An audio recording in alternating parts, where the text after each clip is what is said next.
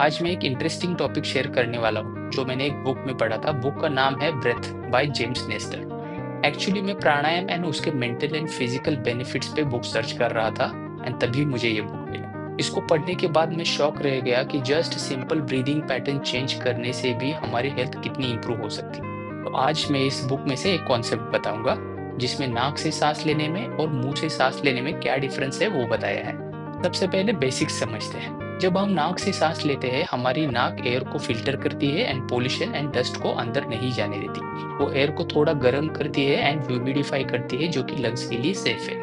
पर जब हम मुंह से सांस लेते हैं तब गला ड्राई हो जाता है। Pollution and dust particles directly lungs में चले जाते हैं। ये बेसिक हो गया। अब समझते हैं कि क्या होता है eight deeper level.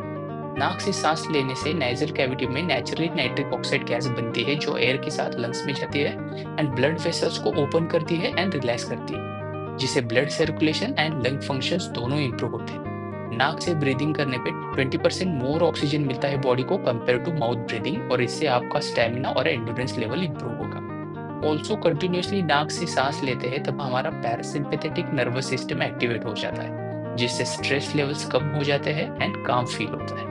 Better oxygenation की वजह से स्लीप क्वालिटी भी इम्प्रूव होती है एंड स्नोरिंग भी कम हो जाती है। और वही अगर आप मुंह से सांस ले रहे हो तो ये सारे प्रॉब्लम हो गया आपको, जैसे कि स्नोरिंग हो गया, low sleep quality, respiratory issues and all.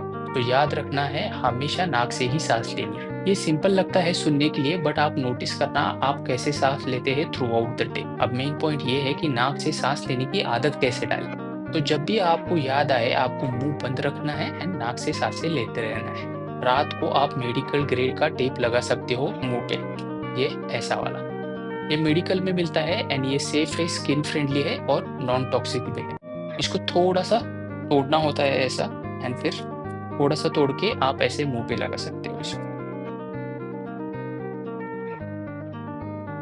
Like this.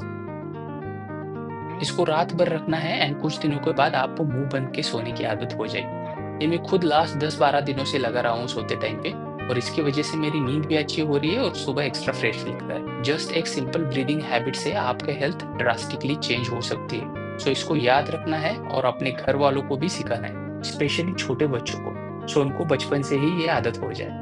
And अगर आपको अस्थमा, स्नोरिंग या कोई भी ब्रीदिंग रिलेटेड इश्यू है तो ये आप ब्रेथ बुक जरूर पढ़ें। इसमें बहुत सारी साइंटिफिक स्टडीज एंड एक्सप्लेनेशन है और अलग अलग ब्रीदिंग टेक्निक्स भी बताई गई है जिससे आपको बहुत हेल्प होगी। And follow me on my Instagram, वहाँ पर मैं ऐसे हेल्थ रिलेटेड वीडियोस शेयर करता रहता हूँ। Thank you.